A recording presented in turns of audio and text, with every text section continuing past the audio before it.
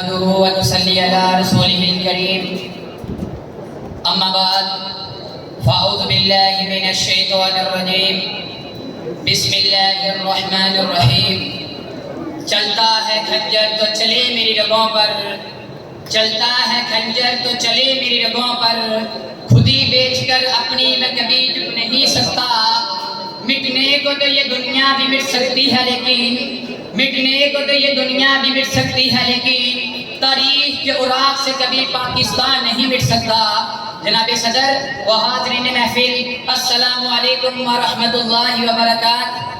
میں آج اس موضوع سخن پر گفتگو کرنا چاہتا ہوں، وہ ہے کہ ہر ذرہ ہے آفتاب کو حیران کیے ہوئے۔ جناب صدر، میں پاکستان وہ پاکستان کے جو کہ اپنی تکمیل سے پہلے پاؤں میں غلامی کی زنجیریں، ہاتھوں میں مظلومیت کی ہتھکڑیاں اور گردن میں رسن ظلم و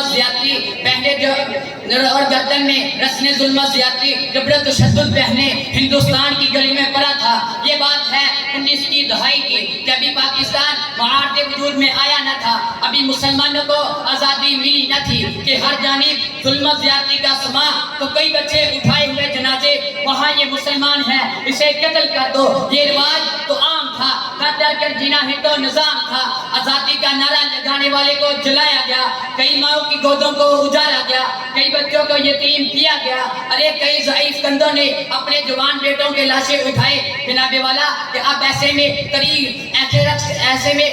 ایسے رقص کی راہ چلتی تھی جو انصاف دلائے گا، ان ظالم جابر اور جھوٹے لوگوں سے ہم کو نجات دلوائے گا۔ کہ ایسے میں چراغ امید بشر نے سمت مغرب دیکھا تو مشرق کا ایک ایسا سورج طلوع ہوا جو دین محمدی کا سپاہی بن کر نعرہ تکبیر بلند کر کے حق و طاقت کی شمشیر لیے ظلم کی زنجیروں کو کاٹنے آیا، پیغام آزادی دینے آیا۔ تو پھر دنیا نے دیکھا کہ جوہد مسلسل کی داستان نگارے وطن کی سلامتی کا عنوان بن گئی، دنیا میں ایک نئی سلطنت پاکستان بن گئی۔ جناب والا کہ اب اقبال کی خواب کو پورا کیے ہوئے مسلمان کھڑے ہیں قربانیاں دیے ہوئے۔ اے قائد تو نے کر دکھایا کام مجھ سے،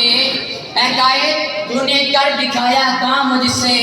ہر ذرہ ہے آفتاب کو حیران کیے ہوئے، ہر ذرہ ہے آفتاب کو حیران کیے ہوئے۔ کہ صدر علی کار میری آنکھوں کے سامنے فیروز گاہ ہے جو کارگل کی جنگ میں دشمن کو مات دیتے ہیں اور تمغہ جرأت حاصل کر کے آفتاب کو حیران کر دیتے ہیں۔ تو پھر میری آنکھوں کے سامنے بہادر نوجوان ٹیپو سلطان ہے جو دشمن کو مات دیتے ہیں اور انگریزوں کو دور جتاتے ہیں اور شہر مسحور ہونے کا لقب پا کر آفتاب کو حیران کر دیتے ہیں۔ تو پھر میری آنکھوں کے سامنے کمثر فاطمہ بنت عبداللہ ہے جو زخمیوں کو پانی پلانے کے لیے آگے بڑھی تو شہادت کا رتبہ پا کر آفتاب کو حیران کر دیا۔ تو پھر میری آنکھوں کے سامنے شہید مقبول حسین ہے جن کی زبان کاٹ دی جاتی ہے، ان کے ناخن اکھیڑ دیے جاتے ہیں اور انہیں پاکستان مرد آباد کہنے پہ مجبور کیا جاتا ہے۔ وہ اپنی کٹی ہوئی زبان کے بہتے ہوئے لہو سے دیواریں زندان پہ لکھتے ہیں پاکستان زندہ باد، اور آفتاب کو حیران کر دیتے ہیں اور آفتاب کو حیران کر دیتے ہیں۔ کہ صدر علی نگار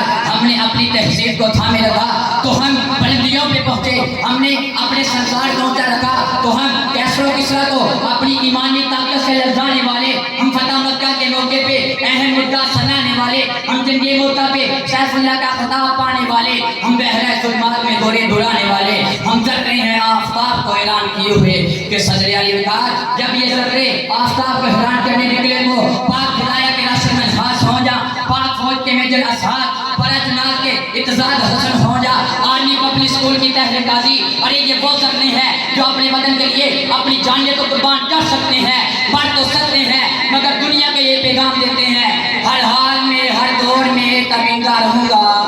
ہر حال میں ہر دور میں تابندہ رہوں گا، میں زندہ جاوید ہوں پائندہ رہوں گا، تاریخ میرے نام کی تعظیم کرے گی، تاریخ میرے نام کی تعظیم کرے گی، تاریخ کے اوراق میں آئندہ رہوں گا، ہر ذرہ ہے آفتاب کو حیران کیے ہوئے۔ والسلام۔